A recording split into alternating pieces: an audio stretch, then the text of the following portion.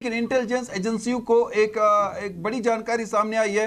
Intelligence agencies के जरिए एक बड़ा इंकिशाफ हुआ है जो पहलगाम में हमला हुआ है। नाज़रीन किराम, आपको बता दें कि बड़ा इंकिशाफ हुआ है और बता दें कि पहलगाम में होने वाले दहशतगर्द हमले से चंद दिन कबल इंटेलिजेंस एजेंसियों ने श्रीनगर के मुज़ाफ़ात में खास तौर पर ज़बरवन पहाड़ियों के दामन में वाक़िया होटलों में मुकीम सयाहों को निशाना बनाने के मुमकिन खतरे के बारे में खबरदार किया था।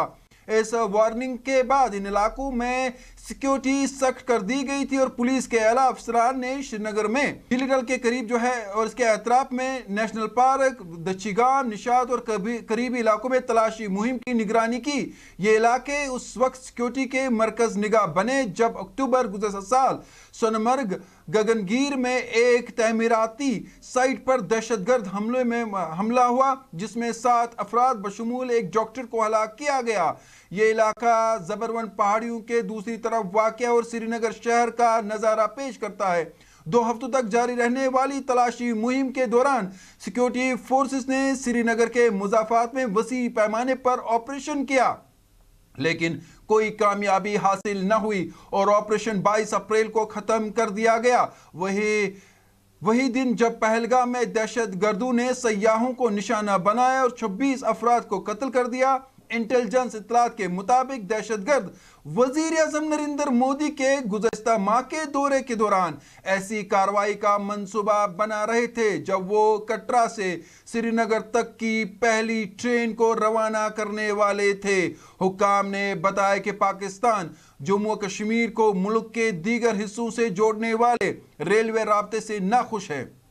अगरचे वज़ीर-ए-आज़म का ये दौरा मौसम की खराबी की पेश नज़र जो है वो ख़ास तौर पर कटरा में तेज़ हवाओं की वजह से 19 अप्रैल को मुलतवी किया गया। हुक्काम ने कहा कि इसकी नई तारीख जल्द से जल्द दी जाएगी। हुक्काम ने कहा कि रियासती और गैर रियासती अनासिर जो सरहद पार बैठे हैं इन्हें चाहिए कि इस रेलवे आगाज़ की ताकतवर तस्वीर आलमी सतह पर दिखाई जाए।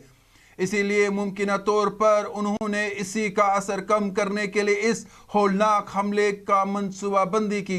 पहलगाम हमले के बारे में हुक्काम ने बताया कि इब्तिदाई मालूमात से मालूम होता है कि 2 मकामी दहशतगर्द पहले ही सयाहों में शामिल हो चुके थे और जैसे ही गोलियों की आवाज़ सुनाई दी उन्होंने सयाहों को एक फूड कोर्ट कम्प्लेक्स की तरफ धकेल दिया जहां 2 दीगर दहशतगर्द जिनकी पाकिस्तानी होने का खदशा है ने अंधाधुन फायरिंग की जिसके नतीजे में 26 अफराद को हलाक कर दिया गया।